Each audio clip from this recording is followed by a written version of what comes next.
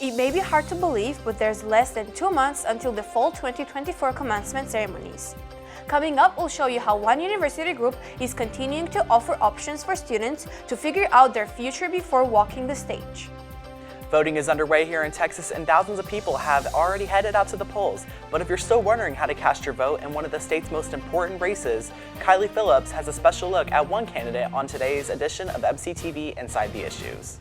And the Big 12 regular season is nearing an end for one Red Raider team who has filled up the highlight reel throughout the fall semester. MCTV's Rico Holland will be in studio to let you know how you can catch Texas Tech soccer in action here on campus for potentially the last time this year. This is the MCTV Weekday Update. Welcome to the Thursday edition of the MCTV Weekday Update. I'm Elene Khajishvili. And I'm Aiden Lewis. 1 week from today, students will dress up in costume and enjoy a night of fun for Halloween. But right after that, the beginning of November marks the start of the holiday season.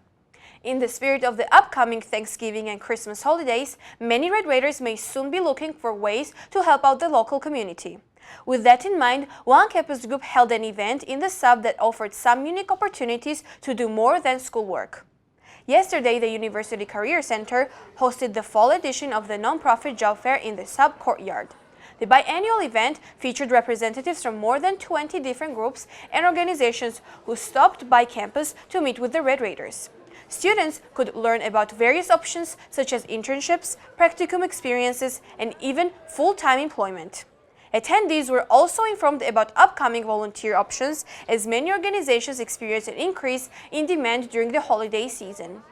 Wednesday's fair finished up at 2 p.m., but if you didn't make it out yesterday and are interested in opportunities before December, the University Career Center is here to help. For more information on all the resources available through the UCC, visit careercenter.ttu.edu. As usual, the sub was a busy place yesterday with several events happening around the facility. Just upstairs from the sub courtyard, another campus group hosted a special event that gave university departments a chance to reduce, reuse, and recycle. The Red Raider Trader took place from 8 a.m. to 3 p.m. yesterday in the sub ballroom. The event was put on by Tech's Procurement Services to give faculty and staff a place to drop off unused items that might find a new home across campus.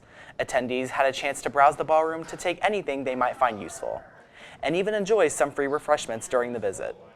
The Red Raider Trader is only held once a year, but campus departments also utilize property surplus to recycle items at any time. Unused items are collected by surplus personnel and stored at the Texas Tech warehouse. If those items are not claimed by another department, they are eventually sold to the public. In past years, surplus property was sold through monthly in-person auctions, but now those items are available through a government website. To check out any items currently being sold by Texas Tech's Property Surplus Department, visit govdeals.com and use location search to narrow the options to Lubbock. An annual race here in the Hub City is creating excitement for local runners, but it may cause some headaches if you're planning to be on campus this weekend. The United Supermarkets Lubbock Marathon is an annual race hosted by the city. This year's event is scheduled for Sunday and features a 10K, 5K, marathon, half marathon, and a kids run. The official start time for the race is 8 a.m., but the Texas Tech and downtown areas will be affected through most of the morning into early afternoon. The race course covers an area that stretches from the Canyon Lakes on the east side of I-27 into downtown and eventually onto the Texas Tech campus. The race route will lead to the closure of several campus roads from 6 a.m. until 2 p.m. on Sunday afternoon. Those roads include the 8th Street entrance to campus next to the football practice fields, Akron Avenue from 8th Street to Broadway, and all of Memorial Circle. Along with the road closures, there will also be a race, personnel, and fans on campus, which will increase traffic congestion around the area. University officials announced the road closures earlier this week. They encourage everyone in the university community to plan ahead and expect delays if you will be commuting on or around campus this Sunday. Early voting is underway across Texas, and that means you now have the chance to cast your vote in one of the most closely watched U.S. Senate races around the country. But before you head to the polls, MCTV's Kiley Phillips has an in-depth look at one of the candidates fighting for your vote in this week's Inside the Issues. Kiley? Thanks, Elena and Aiden. Last week, Senator Ted Cruz sat down for an interview where he explained why he's fighting to keep Texas, Texas, and the changes he's seeing in this election. Cruz says that this campaign cycle he's seeing something different than in past times running for re-election. The nonprofit that tracks money in American politics, Open Secrets, reports that over $142,000 have been raised between the two candidates. Chuck Schumer this time has named me his #1 target in the country. And so Chuck Schumer and George Soros, they are spending over $100 million trying to beat me in the state of Texas. And I got to say, it's a remarkable dynamic because the way they're doing it is by running ads that are fundamentally dishonest. Cruz says that he thinks Texas is a center-right state, aiming his campaign at highlighting the contradictions of his opponent, Colin Allred. He says that there's a dynamic that plays out in politics, and that involves Democratic candidates hiding what they believe in, and he thinks this is exactly what his opponent is doing.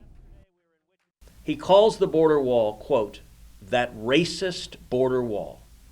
He's pledged to personally tear down, quote, that racist border wall. He's voted 3 times against the border wall. You know what he's doing right now? He's spending millions of dollars running TV ads with him standing in front of the thing he calls that racist border wall. And it's just fundamentally dishonest. And it's the same thing Kamala Harris is doing. Cruz followed this by saying that Colin Allred is just like Kamala Harris, and that they both have voting records that are far left. That is a frustrating aspect, that they spend so much money running ads that are the exact opposite of what their voting record has been and what they would do if they got elected. I asked Senator Cruz what he thinks is the biggest thing for voters to pay attention to with less than 2 weeks from election night. Cruz says that people from old to young are hurting right now. He says that one of the biggest things you should think about when you head to the polls is the border and safety. Look, we have seen every single day another American is murdered by an illegal alien that Joe Biden and Kamala Harris and Colin Allred released. Every day another woman is raped, and every day another child is brutalized. And it's happening all over Texas and all over the country. He also says that the most common question that comes up during election seasons is, are you better off than you were 4 years ago? Gallup reports that other issues that voters should pay attention to are the economy, the state of democracy, and national security. Cruz says that the bias in the media has made it hard for people to know what's going on in the election and how to vote, which is why he's so committed to recording his podcast, Verdict with Ted Cruz. The media right now is broken, and there's a broader problem in our country, which is we're divided, we're polarized. The right listens to right-wing media, the left listens to left-wing media. We don't talk to each other. We don't have a shared set of facts. The corporate media, they're propagandists. His podcast has over 1 million listeners, and he says a major demographic of this following is Gen Z. Every registered voter in Texas has the chance to cast their vote for the U.S. Senate seat. Both Cruz and Allred are listed on the ballot, along with Libertarian candidate Ted Brown. Brown did not make a stop in the hub city during campaign season and has not appeared in pre-election polls, but he could potentially play a role in what is predicted to be a very tight race. Early voting opened on Monday and continues through November 1st. You can also vote on Election Day, Tuesday, November 5th. Whether you're voting for president, for mayor, or for a proposition, research and knowing what's actually on your ballot is crucial to becoming an informed voter. Rock the Vote, a nonprofit and nonpartisan organization that focuses on young voters, has some tips for becoming an informed voter. For starters, there's never going to be a perfect candidate, but if you do your research on non-biased sites, you should be able to pick a candidate that closely aligns with your values. Research what earns your vote. This could be anything from voting record to endorsements to campaign initiatives. Now, what is often more difficult to research is ballot measures, propositions, and referendums. Oftentimes, they will contain simple legal terms or over-the-top descriptions, which Rock the Vote says are used to confuse and mislead voters, which is why it says research is so important. If you are confused on how to vote on certain things on your ballot, it's best to consult nonpartisan and trusted organizations. That was a look inside of this week's issues. I'm Kiley Phillips. See you next Thursday. Back to you, Aiden. Thanks, Kylie. As we mentioned earlier, Halloween is just around the corner, and that means that the Lubbock events calendar is packed with tons of spooky events. But long before ghosts and goblins begin to haunt the streets, a local attraction has opened for the fall season, inviting guests to celebrate the outdoors and the importance of agriculture here on the South Plains.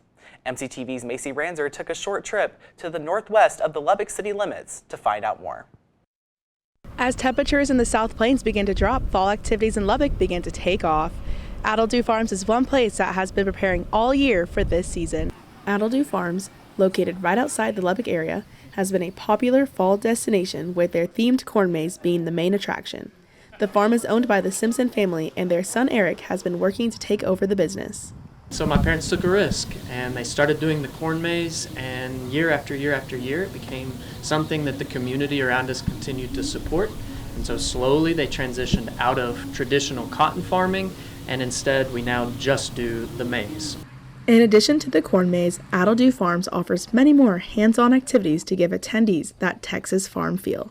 As we've developed the business, where people are coming out to the maze, we're always thinking about other little things that they can do, and we've always focused on trying to keep it farm related. So less of like the fair, we want it to be more agricultural based. So we have pick your own sunflowers and pick your own pumpkins. We've got hay rides, which are back behind me. We do little things for the kids like the cow train and the mini petting zoo. We want people to come out here and be able to engage with nature, engage with a working, acting farm. As fall festivities inspire appetites, attendees can visit the Windmill Grill, which offers a selection of southern dishes to satisfy any hunger. Jada Morrow is the kitchen manager and says the atmosphere has kept her here for 8 years. It's a piece that I can't explain when I come out here, and it's just beautiful. It's just like a little bitty section of Lubbock that you don't really know it's here. Adalo Farms will close its doors on November 9th for the 2024 season. Visitors are encouraged to experience all there is to offer before it shuts down for the year. Simpson invites students to come out and enjoy the opportunity to be immersed in the atmosphere of Adalo Farms. We also don't want to become a carnival or a fair or kind of lose that quietness of, oh, you can come out here and you can just sit and you can just watch the sunset, which is one of my favorite things. Like, I don't design that attraction, but I want to give you a place to enjoy the attraction of just being out in nature. For MCTV, I'm Macy Ranzer. It doesn't seem long ago that the Lubbock area was enjoying temperatures below the 80-degree mark, but that hasn't been the case so far this week. So is there any chance that fall conditions will return before the Halloween countdown? Chief Weather Specialist Elisabeth Herring joins us now in the studio with a look at what we can expect for the last days of October in the MCTV forecast. Elizabeth? Thanks, Aiden. Well, the weather this October has been all over the place. We've seen highs in the 60s and we've seen highs in the lower 90s. This week has been a warm week and we've been in that mid to upper 80 range. However, we do have a cool front moving in tonight. Winds going to shift, bringing cool air in from the north, getting gusty during nightfall and also up to 10 a.m. tomorrow morning. So just keep that in mind if you're headed to class, that those winds may make the temperatures feel even cooler as you are outside. Gusty in the morning time and then tapering off as we head into our Saturday and into our weekend. Well, tonight, lows varying across the South Plains, warmer off the Cap Rock, Spur 59, Jaden 60, as well as Snyder, and cooler up in the northern South Plains in the upper 40s, lower 50s, Turkey 54, Silverton 50, Demet 47, Morton 50 degrees, and clear skies. Well, tomorrow, everyone in the 70-degree range, that cool front affecting our temperatures. Snyder 77, Spur 77 as well, Turkey 75, Demet 72, so about 15 degrees cooler than what we'll see today as our high. Tonight, locally in Lubbock, low of 55. Tomorrow, a gorgeous 77 degrees and mostly sunny skies. Well, like Macy said, if you are looking for something to do this weekend, going to Adalo Farms would be a great choice. We have some beautiful weather. Saturday, high of 79, Sunday, high of 87, and winds in that 10 to 15 mile per hour range. So if you need to get out of the house looking for something to get the kids out, this is a great option. Looking at our 7-day, that cool front affecting our temperatures obviously tomorrow and Saturday. High of 79 on Saturday, just staying under 80 degrees. Low on Friday night, back in the 40s with a low of 47. As we head into Sunday, beginning to once again see those mid to upper 80 degree temperatures. Lows back in the upper 60s, and we could potentially see some cooler weather as we head into Halloween on Thursday. Well, on Saturday, Texas Tech does have an away game at Fort Worth against TCU. That game begins at 2:30 p.m. Start of the game around 82 degrees. Halftime 84, which is the high for Fort Worth on Saturday afternoon. End of game 82 degrees. So while this is not the warmest game we played, it is still going to be a little bit hot outside. So sunscreen, water, all that good stuff, anything you need to be comfortable during the game. I'm Elizabeth, and it's back to Aiden and Elene. Thanks, Elizabeth. It may be hard to believe, but several Texas Tech teams are nearing the end of their regular fall season schedules. But in the meantime, there's still plenty of action to fill up this weekend's calendar. MCTV's Rico Holland has the details on all other action on tap for Texas Tech athletics and sports. Rico? Thanks for letting in. The Texas Tech campus will be quieter than usual this weekend with both football and volleyball on the road for their respective matchups. Fans, however, will have the chance to check out women's soccer for the final time before they start Big 12 tournament play. But before that, men's and women's basketball are gearing up for their season and just finished Big 12 Media Day on Tuesday. On the men's side, fans got an opportunity to hear from head coach Grant McCaslin along with players Chance McMillan, Kerwin Walton, and Darian Williams. McCaslin shared his assignment for the upcoming season, what should be a loaded conference. You know, as a Red Raider and being a part of Texas Tech basketball and just the current run that we've had, it's an exciting time for us. And to be in the best league in college basketball, there's nothing like it. We love our team. We love the returners. I think we've added some guys that we feel like can help us specifically around the rim. Tech was voted to finish 7th in the conference this season in the preseason rankings. No Red Raiders made the preseason all Big 12 teams on the men's and women's side. Speaking of the women's side, head coach Krista Gerlich spoke to the media along with returning players Bailey Maupin, Jordan Merritt, and Jasmine Shavers. Gerlich shared that a strength of this Lady Raider squad will be its experience. We have seen a togetherness and a unity that we haven't had in the past. I believe we're returning our top 6 scores.